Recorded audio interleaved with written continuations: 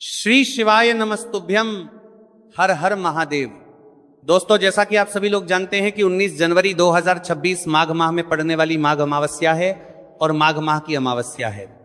अगर कभी भी मौका लग जाए तो माघ माह का सोमवार अमावस्या के दिन तो आप लोगों को सिर्फ और सिर्फ तुलसी की सूखी लकड़ी वाला उपाय तो अवश्य ही करना चाहिए। इन दोनों का संयोग बहुत ही कम आता है। इसी के साथ में गुरुजी ने अपनी शिव पुराण कथा में बताया है कि इस दिन आपको तुलसी की सूखी लकड़ी वाला उपाय तो आपको अवश्य ही करना चाहिए। मैंने आपको लकड़ी वाला उपाय तो अवश्य ही करना चाहिए क्योंकि ऐसा दिन पूरे साल में सिर्फ एक ही बार आता है। और दोस्तों, आप सभी लोग जानते हो कि सोमवार का अगर सबसे बड़ा कोई उपाय है तो वह तुलसी की सूखी लकड़ी वाला उपाय है। तो दोस्तों, सोमवार अमावस्या के दिन आप लोगों के मेरा करना चाहिए, कोई इस तुलसी की सूखी लकड़ी वाला उपाय को जरूर करना है। बहुत सारे लोग होंगे जिन लोगों ने इस उपाय को ना किया हो, मतलब पूरा साल निकल गया, उन्होंने किसी भी दिन इस तुलसी की सूखी लकड़ी वाला उपाय को ना किया हो। पर दोस्तों, आपके पास एक आखिरी मौका बचा हुआ है जो कि सोमवार अमावस्या के दिन है। इस दिन आप लोगों को इस वाले उपाय को जरूर कर लेना है। भले ही आपने पूरे महीने भर इस उपाय को ना किया हो, पर अगर आपने इस माघ माह के सोमवार अमावस्या के दिन अगर इस वाले उपाय को कर लिया तो आपको इस उपाय को करने का वह फल मिलेगा जिसकी आपने कभी कल्पना भी नहीं करी होगी। इसीलिए आप लोग इस वाले उपाय को एक बार जरूर कर लेना है ताकि आपके हाथ से यह मौका ना जा सके और आपको इस उपाय को करने का फल मिलेगा। दोस्तों, यह उपाय पंडित जी ने अपनी अभी की ही श्री शिव महापुराण की कथा में बताया है, जिस उपाय को आज हम आपको बहुत अच्छे से समझाने वाले हैं। इस वीडियो को देखने के बाद उपाय को समझने के लिए आपको कोई और वीडियो को देखने की जरूरत नहीं पड़ेगी। तो चलिए दोस्तों, उपाय को शुरू करते हैं। देखिए, यह इस माघ मास सोमवार अमावस्या के दिन ये इतना खास होता है, इतना महत्वपूर्ण होता है। देखा गया है कभी कभी बड़े बड़े पूजा पाठ अनुष्ठान से जो कि मनोकामना पूर्ण नहीं होते, वहां माघ माह की सोमवार अमावस्या के दिन एक छोटे से उपाय करने से ही आपकी मनोकामना पूर्ण हो जाती है। और बहुत सारे लोगों ने इस उपाय को किया भी है, पर उनको इस उपाय को करने का फल भी जरूर मिला है। अगर आप लोग भी पूछी जाए निप्रामण्य प्रचार की परमा इस उपाय को करना चाहते हैं तो आप इस उपाय को पहले अच्छे से समझ लेना, सुन लेना, उसके बाद करना। आपको इस उपाय का फल जरूर मिलेगा और इस उपाय को कर लेने से आपके घर में चाहे किसी भी प्रकार की दुख और समस्या क्यों ना चल रही हो, आपको उसका कारण भी नहीं पता है कि भाई ये समस्या किस कारण से चल रही है।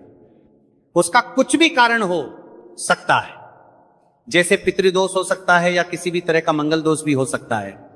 तो इस दिन आप लोगों को ये वाला उपाय कर लेना है। यह कैसा उपाय है जिस उपाय को अगर किसी विशेष दिन पर किया जाए तो भाई उस विशेष दिन का जो है वह तो हमें मिलता ही मिलता है। पर हमने उस दिन पर इस उपाय को किया है तो हमें उससे भी बड़ा फल मिलता है और फल बहुत जल्द ही मिलता है, क्योंकि आप इस उपाय को बहुत ही बड़े और विशेष दिन पर कर रहे हो।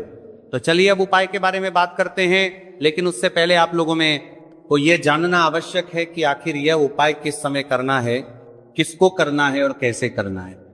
तो चलिए हम आगे आपको वीडियो में एक एक कर बता देते हैं।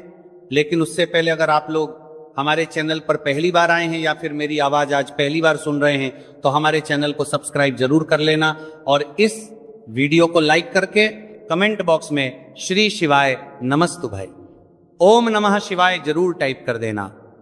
तो दोस्तों, इस तुलसी की सूखी लकड़ी वाला उपाय को हमें सोमवार अमावस्या के दिन कैसे करना है, किसको करना है, किस समय करना है और कहां पर करना है, ये सारे सवालों के जवाब आपको इस वीडियो में मिल जाएंगे। और जो ये वीडियो देखेगा भाई, उसको तुलसी की सूखी लकड़ी वाला उपाय जरूर करना चाहिए, क्योंकि इस दिन काला तिल का भी बहुत ही बड़ा और विशेष महत्व होता है। और जब बात आ जाए तुलसी की सूखी लकड़ी वाला उपाय की तो ये सोने पर सुहागा वाली बात हो जाती है और ये एक बहुत ही बड़ा उपाय होता है।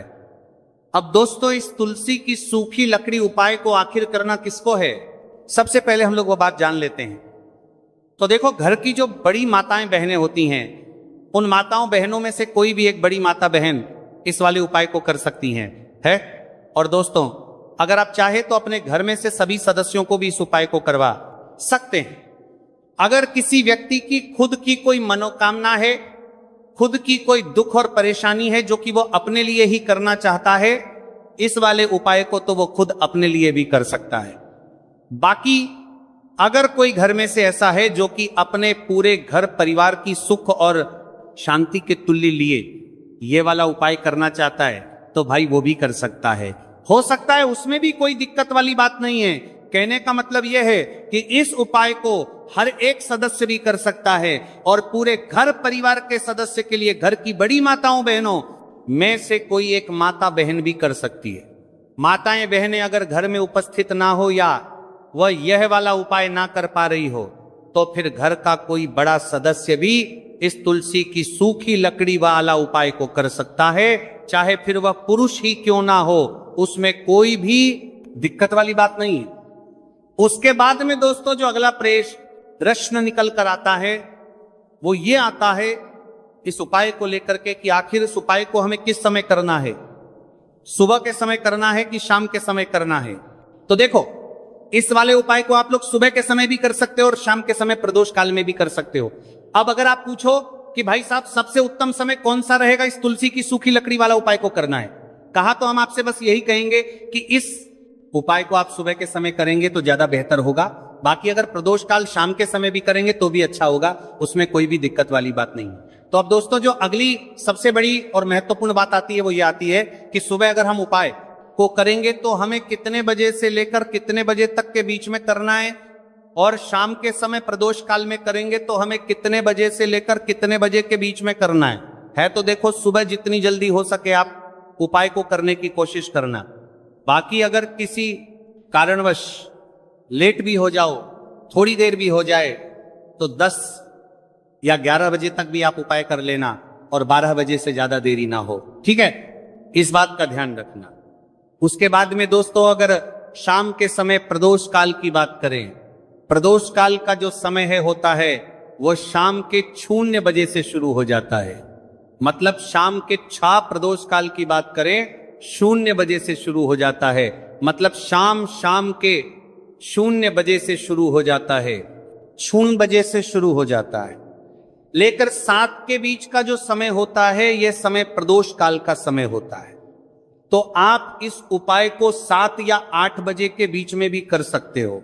मतलब शाम के 0 बजे से रात 8:00 बजे के बीच में आप कभी भी इस वाले उपाय को कर सकते हो, उसमें कोई भी दिक्कत वाली बात नहीं है।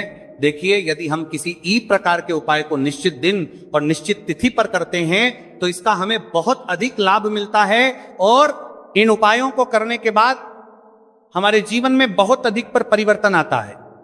साथ ही साथ ये जो उपाय आपके जीवन की सारी परेशानियों को और सारी बाधाओं को दूर करने वाले हैं। देखिए दोस्तों आज के इस पूरे वीडियो में हम आपको 3 चमत्कारिक उपाय बताने वाले हैं और ये तीनों ही उपाय बहुत ही खास और बहुत ही ज्यादा विशेष होने वाले हैं। तो चलिए दोस्तों जाने वाले हैं, लेते हैं गुरुजी द्वारा बताए गए सबसे पहले उपाय के बारे में। अश्विन महाधन प्राप्ति उपाय, तुलसी की सूखी लकड़ी घर में रख देना, बहुत जल्दी करोड़पति बनोगे। इतना पैसा पत्र से बंदोरपति बनोगे, बरसेगा। राधे धे दोस्तों, आपको किसी भी दिन तुलसी की सूखी लकड़ी का उपाय घर पर करना है और ऐसा समझ लीजिए कि तुलसी की सूखी लकड़ी का यह उपाय आपको बहुत जल्दी करोड़पति बनाएगा। क्योंकि जो मेरी अश्विन का महीना है यह श्री हरि विष्णु को सबसे प्रिय महीना है। तो देखिए स्कंद तनगरसर करते हैं।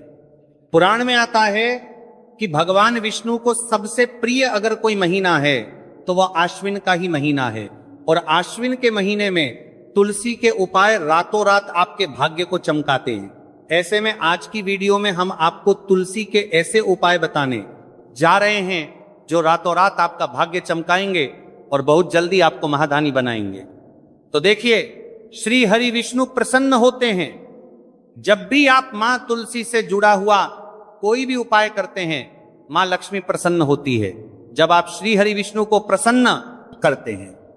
अब आज की वीडियो में जो उपाय हम आपको बताने जा रहे हैं, इस उपाय को करने से श्री हरि विष्णु तुरंत प्रसन्न होते हैं और सीधे सीधे आप मां लक्ष्मी को प्रसन्न कर लेते हैं। आपके जीवन में आप खुद अपने सौभाग्य को प्रसन्न कर लेते हैं। इसकी तरफ करने के भी आपके जीवन में आप खुद अपने सौभाग्य को प्रसन्न कर लेते हैं, प्राप्त कर लेते हैं इस छोटे से उपाय को करके।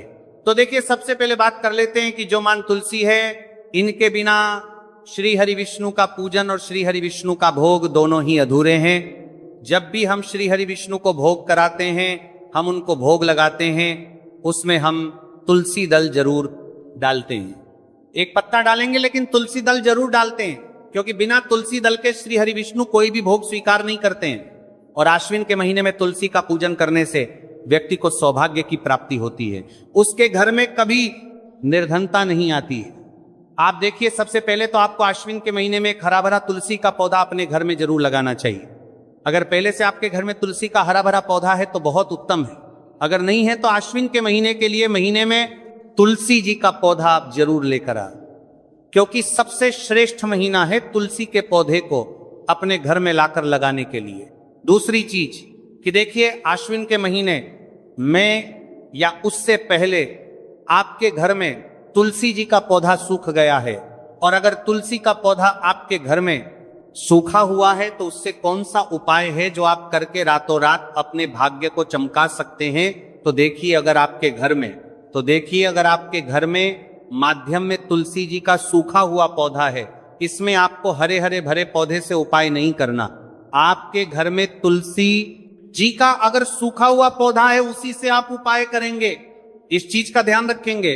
तो देखिए, अगर तुलसी जी का पौधा सूख गया है तो आपको क्या करना है, उसकी छोटी छोटी कहानियां लेनी है, गिन के 7 कहानियां, ठीक है ना।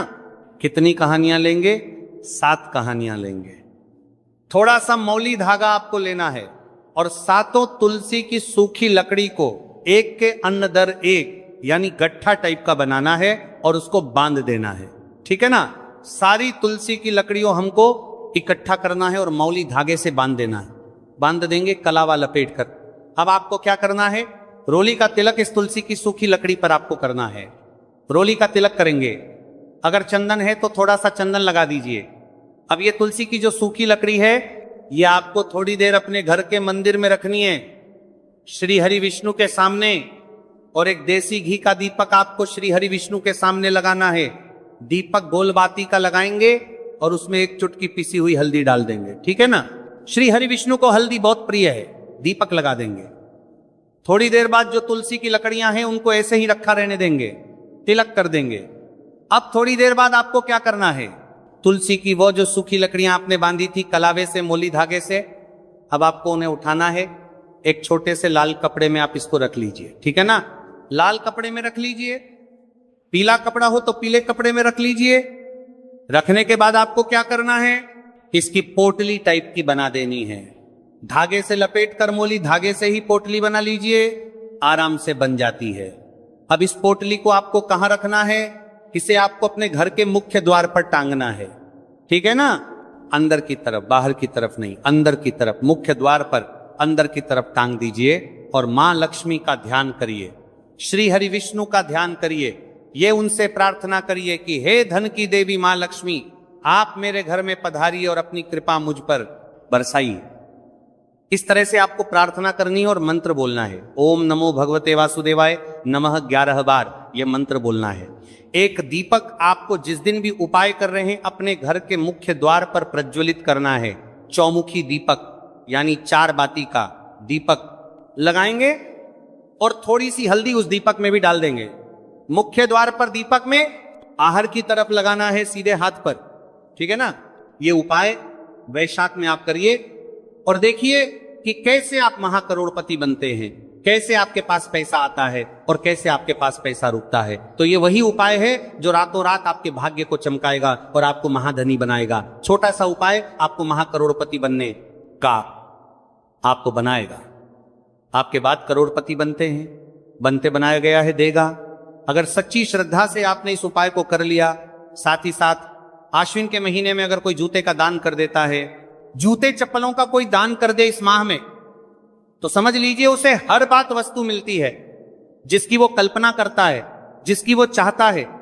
आपने अगर कुछ ऐसा सोचा है कि हां मुझे ये वस्तु या मुझे ये चीज मिल जाए, मेरी ये इच्छा पूरी हो जाए, आपकी कोई भी इच्छा अधूरी है, पूरी नहीं हो रही, तो आश्विन माह में आप चाहे एक व्यक्ति को दान करें, जूते या चप्पल का दान जरूर करेंगे, विष्टि को करेंगे, चाहे पद्मा में आपकी कोई भी इच्छा पूरी हो जाए, करिए जल का दान।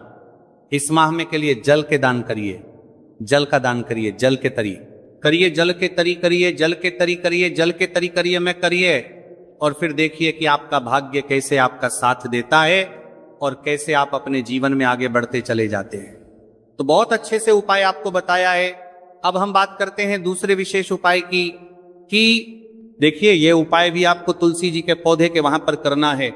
आपके भाग्य का उदय करने के लिए आपके घर में धन सम परेशानियां हैं, कर्ज की समस्या अगर दिन पर दिन बढ़ती जा रही है, दूध जाइए करारा आपको, दूध जाइए करारा आपको जाइए करारा करना रही है, खत्म मार में कि आपको तुलसी जी के पौधे के वहां पर कालिया, दूध जाइए करना रही है, खत्म मारा पीथर मारा करना रही है, नहीं हो रही, बहुत ज्यादा परेशानियां हैं, तो आपको ये उपाय करना चाहिए। देखो करना क्या है वो ध्यान से समझना। आपको मात्र तांबे के पात्र के अंदर जल लेना है, उस जल के अंदर एक चुटकी आपको हल्दी मिला देनी है, ठीक है, और साथ में लेना है कमल गट्टा।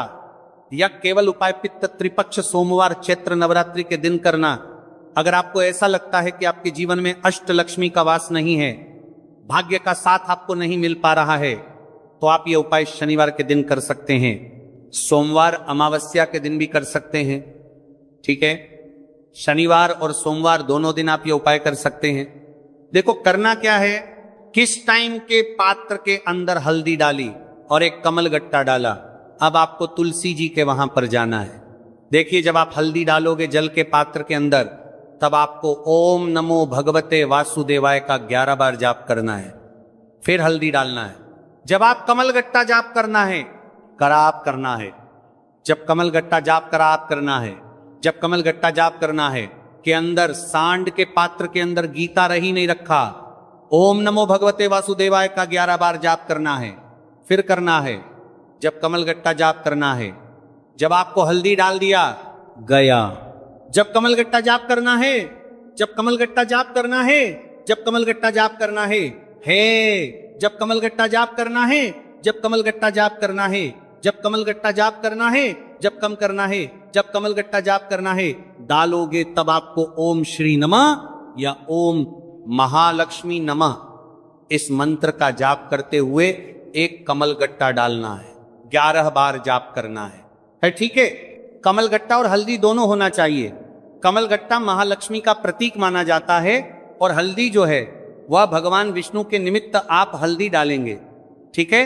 इस जल को आपको तुलसी जी की जड़ में अर्पित करना है, अर्पित करना है, ओम नमो भगवते वासुदेवाय का जाप करते हुए। बस इतना सा उपाय करना। धन संबंधित को कोई भी परेशानियां है वह सब दूर हो, ऐसी आपको प्रार्थना करनी है। कर्ज से जुड़ी कोई परेशानी हो तो ऐसी प्रार्थना करनी है कि ये दूर हो जाए, ऐसी कामना करते हुए यह दूसरा प्यारा सा उपाय आपको करना है। तो देखो ये हो गया दूसरा उपाय जो कि आप सुबह से लेकर के शाम तक कर सकते हैं। आज अमावस्या के दिन सिर्फ एक बार करना है। अब जो कमल गट्टे को आपको वहीं पर तुलसी जी के वहां पर रखे रहने देना है, आपको उठाना नहीं है। वो कमल गट्टा चाहे तो आप तुलसी जी के वहीं पर गांठ दें, ठीक है, तो भी चलेगा। तो इस प्रकार से आपको यह सुंदर सा उपाय करना है। अब हम बात करते हैं तीसरे उपाय की। ध्यान ना रखना, यह जो दूसरा उपाय है यह आपको आपके घर में ही करना है, बाहर कहीं पर भी मत करके आना, ठीक है। घर में अगर तुलसी जी हो तो ही आप ये उपाय कर सकते हैं। अब आपको क्या करना है, भगवान शिव के मंदिर में जाएंगे, जो एक बेलपत्र है वो माता अशोक सुंदर वाले स्थान पर आपको अर्पित करना है। डंडे का हिस्सा जलाधारी की तरफ हो चाहिए, उस प्रकार से आपको ये बेलपत्र अर्पित करना है। जब बेलपत्र अर्पित करोगे तब आपको कुंदकेश्वर महादेव का नाम लेना है, माता अशोक सुंदरी वाले स्थान पर, ठीक है। आप जो चावल के दाने हैं, जो अक्षत लेकर के आए हैं, वह भगवान शिव के शिवलिंग पर आपको अर्पित करना है। जब आप अर्पित करोगे तब आपको बृहस्पति शवर महादेव का नाम लेना है। बृहस्पति शवर महादेव ही एक ऐसे महादेव है जो आपके गुरु ग्रह को मजबूत करता है। तो आपको इस प्रकार से अर्पित करना है और अंत में एक लोटा जल धीरे धीरे पतले दरा से बृहस्पति शवर महादेव का स्मरण करते हुए या श्री शिवाय नमस्तुभय का जाप करते हुए आप अर्पित करें। यह मात्र केवल और केवल सोमवार अमावस्या के दिन किया जाता है और यह उपाय बहुत ही ज्यादा प्रभावशाली है। ध्यान रखना, हल्दी का उपयोग मत करना, चावल में पीला करना है। चावल को तो पीला, चंदन ही होना चाहिए, ठीक है। अब ये जो उपाय जो भी करता है निश्चित तौर पर उसके जीवन के सारे अंधकार दूर होते ही होते। जो मनोकामना पूर्ण नहीं होती है वह माघ रविवार के दिन एक छोटे से करने से ही आपकी मनोकामना पूर्ण हो जाती है। और बहुत सारे लोगों ने इस उपाय को किया भी है और उनको इस उपाय को करने का फल भी जरूर मिला है। अगर आप लोग भी इस उपाय को इस रविवार के दिन करना चाहते हैं तो आप इस उपाय को पहले अच्छे से समझ लेना, सुन लेना, उसके बाद करना। आपको इस उपाय का फल जरूर मिलेगा, आपकी सभी मनोकामनाएं पूरी हो जाएंगी। दोस्तों, हम आपको यहाँ पर बता दें कि ये जो एक लाल फूल और एक सफेद फूल वाले उपाय है, ये उपाय पंडित जी ने अपनी अभी की सीहोर की कथा में ही बताया है। उपाय को करने से आपके घर में चाहे किसी भी प्रकार की दुख और समस्या क्यों ना चल रही हो, आपको उसका कारण भी नहीं पता है कि भाई ये समस्या किस कारण से चल रही है, उसका कुछ भी कारण हो सकता है, जैसे पितृदोष हो सकता है, काला सर्प दोष हो सकता है, या किसी भी तरह का मंगल दोष भी हो सकता है, और भी बहुत तरह के दोष होते हैं, कुछ भी हो सकता है। पर आपको इस उपाय को करने के लिए अपने दोष को पता लगाने की भी जरूरत है। आपके घर में किस कारण से इतनी दुख और परेशानी आ रही है वो भी आपको पता लगाने की जरूरत नहीं है। बस रविवार को मौनी अमावस्या तिथि के दिन इस उपाय को कर लेना है, क्योंकि इसी एकमात्र उपाय को करने से आपके पूरे घर परिवार में सुख और शांति हो जाएगी। आपके घर में अच्छे अच्छे काम होने लगेंगे, आपकी जो भी मनोकामना होगी वो भी धीरे धीरे करके पूर्ण होना शुरू हो जाएगी। अब हम समझते हैं इस एक लाल फूल और एक सफेद फूल वाले उपाय को आपको करना कैसे है, किसको करना है, किस करना है और कैसे करना है। देखो, उपाय बिल्कुल आसान है, बस समझने वाली बात है, ध्यान से समझिए। उसके बाद ही आप लोग जो है इस उपाय को जरूर कीजिएगा। सबसे पहली चीज हम लोग ये समझते हैं कि इस एक लाल फूल और एक सफेद फूल वाले उपाय को इस आने वाली रविवार मौनी अमावस्या तिथि के दिन किसको करना है। तो देखिए, इस उपाय को घर के सभी सदस्यों को करने की बिल्कुल भी जरूरत नहीं है। घर में से कोई एक मुख्य बड़ा सदस्य इस उपाय को करेगा तो उस घर परिवार के सभी सदस्यों को इस उपाय को करने का फल मिल जाएगा। पर वो बड़ा सदस्य कौन होगा, कौन व्यक्ति इस उपाय को करेगा, तो यहां पर देखिए हम आपको बता दें, घर की जो बड़ी माताएं बहनें होंगी, घर की बड़ी माताओं बहनों में से कोई भी एक माता बहन इस वाले उपाय को कर सकती है। अपने पूरे घर परिवार के लिए घर में सभी सदस्यों को इस उपाय को करने की जरूरत नहीं है। मात्र घर की जो माताएं बहनें हैं उनमें से कोई भी एक माता बहन इस वाले उपाय को करेगी तो उसके घर परिवार के पूरे सदस्यों को इस उपाय का फल मिलेगा। अगर किसी कारणवश माताएं बहनें घर में उपस्थित ना हो या वो इस उपाय को ना कर रही हो, कुछ दिक्कत हो, तो भाई उस जगह पर फिर घर का कोई बड़ा व्यक्ति भी इस उपाय को कर सकता है। माताओं बहनों के कहने का मतलब यह था कि माताएं बहनें घर की लक्ष्मी होती हैं। जब घर की लक्ष्मी कोई उपाय करती है तो निश्चित ही भगवान शिव जी जल्दी प्रसन्न होते हैं और उपाय का फल में बहुत जल्दी और बहुत बड़ा करके भी यहां पर देते हैं। तो आप लोग ये बात समझ गए होंगे। अब हम ये बात समझते हैं कि इस वाले उपाय को हमें करना किस समय है। एक लाल फूल और एक सफेद फूल वाले उपाय को हमें मौनी अमावस्या तिथि के दिन करना की समय है। तो देखिए, इस उपाय को करने का जो समय है सुबह का समय भी है और शाम का समय भी है। अब देखिए, यहां पर हम मुख्य रूप से सुबह का समय नहीं बोलेंगे, क्योंकि देखिए ये जो मौनी अमावस्या तिथि है, और आप सभी लोग जानते हैं रविवार मौनी अमावस्या तिथि के दिन का प्रदोष काल का मतलब शाम का जो समय होता है ना, इस दिन भगवान शिव जी का सबसे प्रिय दिन होता है। तो आप लोग इसे एक लाल फूल एक सफेद फूल वाले उपाय को सुबह के समय भी कर सकते हो और शाम के समय प्रदोष काल में भी कर सकते हो। सुबह के समय अगर कर रहे हो तो 10 या फिर 11 बजे तक भी अगर उपाय करोगे तो भी आपको उपाय का फल मिलेगा। वही अगर शाम के समय कर रहे हो तो इस दिन जरूर शाम के समय का ध्यान रखना कि शाम के 6 बजे से लेकर 7 बजे के बीच में अगर आप इस उपाय को कर सकते हो तो बिल्कुल कर लेना, पूरी कोशिश करना। पर अगर किसी कारणवश इस समय के बीच में ना कर पाओ तो रात 8 बजे तक भी अगर आप उपाय को करोगे तो आपको उपाय का फल जरूर मिलेगा। ये बात आपको समझ आ गई कि आप इस उपाय को सुबह और शाम दोनों समय कर सकते हो। मतलब करना आपको एक ही समय है। घर में से किसी एक ही बड़े व्यक्ति को करना है, एक ही बार इस उपाय को करना है, दोनों समय नहीं करना है।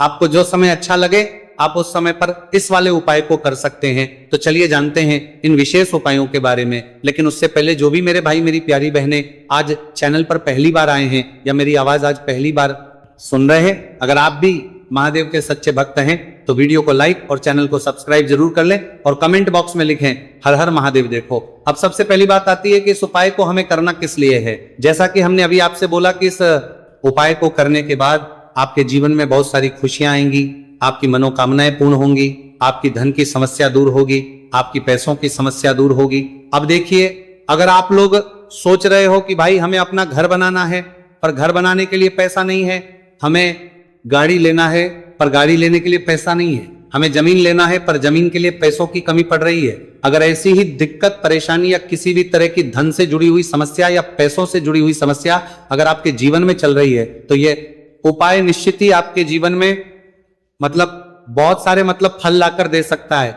इसीलिए अगर आपके घर में बहुत ज्यादा दिक्कत समस्या परेशानी चल रही है, धन से जुड़ी हुई, पैसों से जुड़ी हुई, धन की बहुत ज्यादा कमी आ रही है, पैसों की आवक नहीं हो रही है, भाई आप लोगों को इस वाले उपाय को जरूर करना चाहिए, घर में से किसी एक भी भाई व्यक्ति को। अब इस उपाय में करना क्या है वो सबसे पहले हम लोग जान लेते हैं उपाय की सामग्री।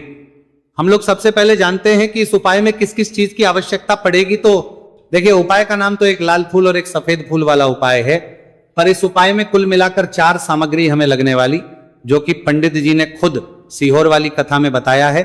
और जो हम आपको उपाय बताते हैं वो पंडित जी द्वारा बताए गए होते हैं, अलग से हम कुछ भी नहीं बताते। तो यहां पर हम लोग समझते हैं कि इस उपाय की सामग्री क्या है। तो देखो, उपाय की जो सामग्री है वो 4 सामग्री है, जिसमें से सबसे पहली सामग्री है एक बेलपत्र। देखो बेलपत्र क्या होती है, बेलपत्र जो शिव की शिवलिंग पर चढ़ती है। दूसरी चीज है एक शमी पत्र, शमी पर शिवलिंग पर ही चढ़ता है। तीसरी चीज है दोस्तों एक लाल फूल, उपाय का नाम है, तो एक यहां पर आपको लाल फूल लेना है। अब ये लाल फूल कौन सा लेना है, देखो शिवलिंग के ऊपर जो लाल फूल चढ़ता हो उनमें से कोई भी एक लाल फूल पसंद कर लेना और वो कहीं से तोड़कर या कहीं से खरीद कर लेकर आना और उस लाल फूल को उपाय में प्रयोग कर लेना। उसके बाद में एक सफेद फूल का विशेष रूप से ध्यान रखना, जो सफेद फूल शिवलिंग पर चढ़ता हो सिर्फ वही सफेद फूल लेकर आना, इसके अलावा कुछ मत लेकर आना, लेकिन केतकी का मत लेना। तो एक एक मात्रा में ही आपको ये चारों सामग्री चाहिए, एक बेलपत्र, एक शमी पत्र, एक लाल फूल और एक सफेद फूल। ये चारों सामग्री आप लोग तैयार करके रख लें। प्रदोष काल में या सुबह के समय जब भी आप इस उपाय को कर रहे हैं, जैसे ही आपके उपाय की सामग्री तैयार हो जाती है तो क्या हम सीधा उपाय को करने के लिए इन चारों सामग्री को उपाय करने के लिए जा सकते हैं? नहीं। तो यहां पर आपको इस बात का ध्यान रखना है कि हम भगवान शिव जी को प्रसन्न करने के लिए तो जा रहे हैं, हम अपनी मनोकामना को पूर्ण करवाने के लिए तो जा रहे हैं, पर हमें यह दर्शाना बिल्कुल भी नहीं है कि हम सिर्फ अपने फायदे के लिए भगवान शिव जी के मंदिर में आए हैं। इसलिए हम इस उपाय को करने के साथ साथ में भगवान शिव जी की पूजन अर्चना के लिए कुछ सामग्री भी जरूर लेकर जाएंगे। जैसे कि सुबह समय अगर आप उपाय को कर रहे हो, इस एक लाल फूल और एक सफेद फूल वाले उपाय को, तो भाई सुबह के समय आपको एक लोटा जल लेकर जाना है। जो लोग प्रतिदिन शिव जी के मंदिर जाते हैं, पूजन अर्चना करते हैं, जल चढ़ाते हैं, फूल बेल पत्र सब कुछ चढ़ाते हैं, भाई वो अपनी पूजन अर्चना वैसी की वैसी ही करना। बाकी जो सिर्फ उपाय को करने के लिए जा रहा है, जो कुछ भी लेकर नहीं जा रहा है, उसे कम से कम एक लोटा जल अपने घर से भरकर लेकर जाना। अगर आप उपाय को